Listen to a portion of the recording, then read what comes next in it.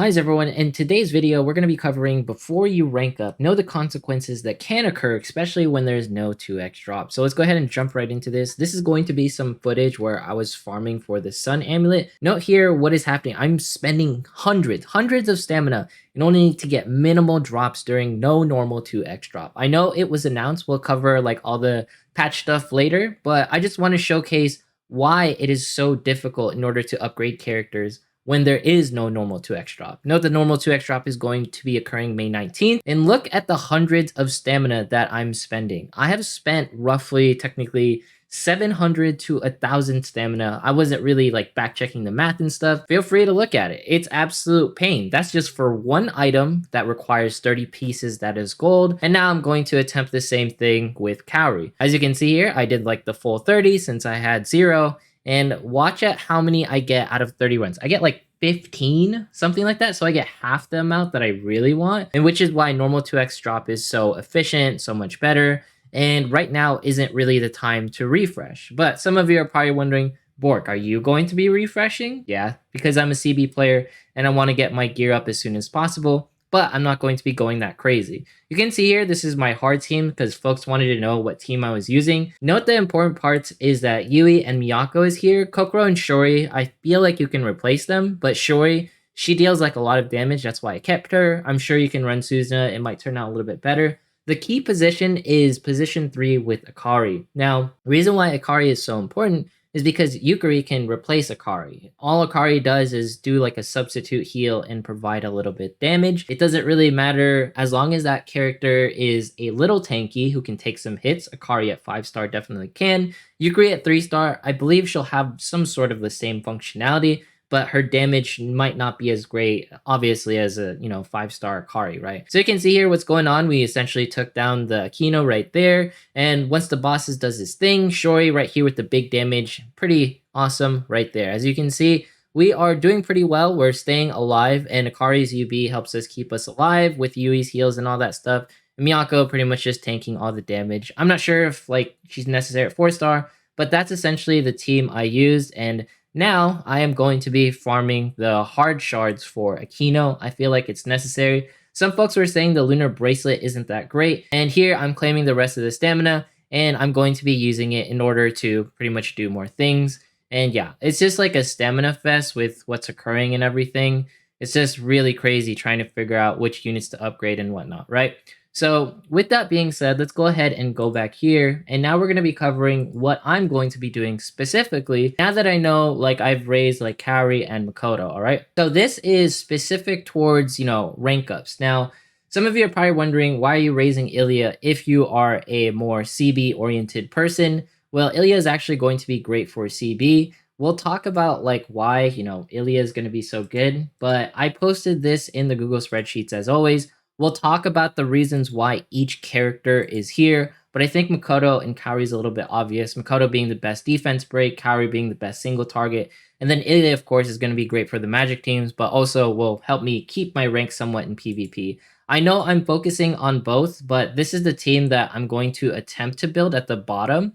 Note that in Rage Crab, this team in particular needs a 5-star Eriko. I do not have a 5-star Eriko. I have a 4-star Eriko, and at best, maybe I can do it. But we'll talk about more on breaking down these teams and everything on the CB prep and the updates video. Speaking of the updates, here is the normal 2x drop that was announced on Twitter and everything, but I am on the Crunchyroll page. We'll talk about all these updates, but it's super exciting that all of this stuff is coming. I can't wait for, more normal 2x drops so I can properly farm the stages out. So just so that you guys can see it, I want to farm these dragon tiers because I feel like that's more worth it than the Staff of Themis, because this gives her more survivability, and I don't want her to accidentally crit herself and also kill herself, because this provides like the best of both worlds. And I think the reason why 9.5 is so necessary is because of the fact she doesn't essentially kill herself. We're going to go for this stage because this item in particular, the Frozen Claymore, is very necessary. When you're farming stages, try to look for items that, multiple characters can use. If you're wondering, as a more competitive CB player, how many refreshes should I be doing? It doesn't hurt to do 3 or maybe 1. It's up to you. Maybe you're going to do 0. At the end of the day, it's your personal decision. I'm going to do it that way I can, maximize my jewels. I know my returns aren't going to be that great. I expect like maybe what, like 3 or 4 like amulets to drop for this. I got 2, but that's just like the reality when it comes to these things. So I managed to level up. That's also the key factor that I want to be, a little bit stronger as the coming patches go,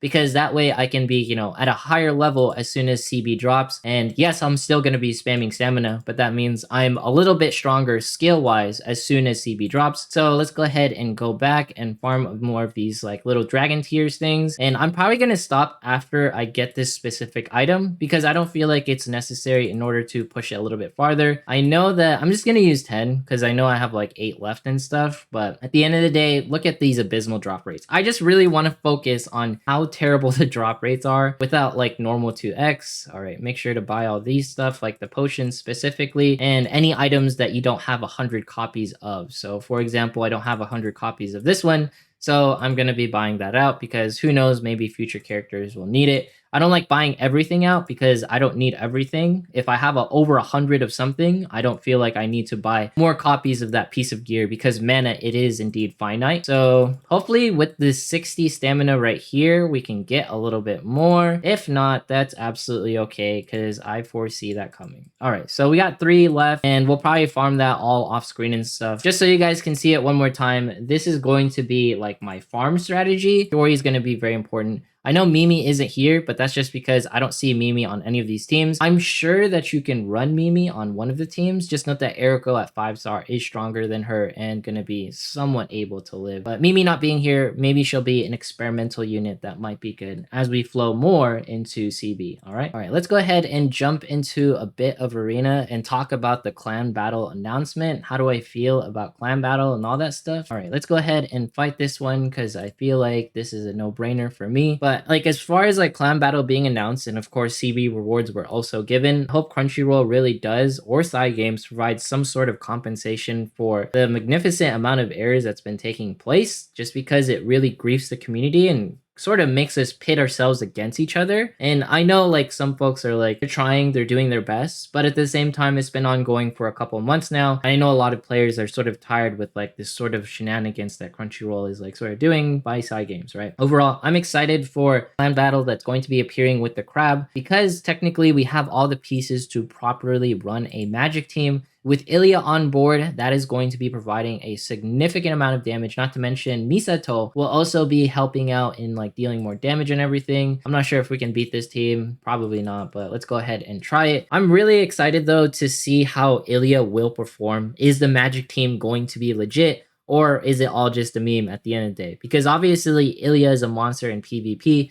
so I'm curious to see her performance in clan battle. I did not raise her in JP or anything like that to run tests. I just want to see how it pretty much flows, because at the end of the day, when you see it and it actually does damage, that speaks a lot louder than, obviously folks just talking about it. And then for clan battle prep and all of the updates, if you're a free-to-play player, I suggest that you wait until normal 2x. After showcasing why ranking up is so controversial at like this current stage that it is, where the drop rates are just absolutely terrible, ill-advised for me to say that free-to-play should be doing refreshes 3 times while also getting like maybe 3 like pieces of gear or maybe 5 pieces of gear after, getting 120 stamina. I think the best way to approach it is if you're a more competitive player and you want to spend more on the game and you feel like you can make up the crystals, then feel free to do the refreshes appropriately. Now, if you are a free-to-play player, you're not that competitive, you're more of a casual player, and I would suggest saving your gems on the appropriate times or just saving it for summons. It's really up to you, and it depends on how competitive your clan or PvP notions are, because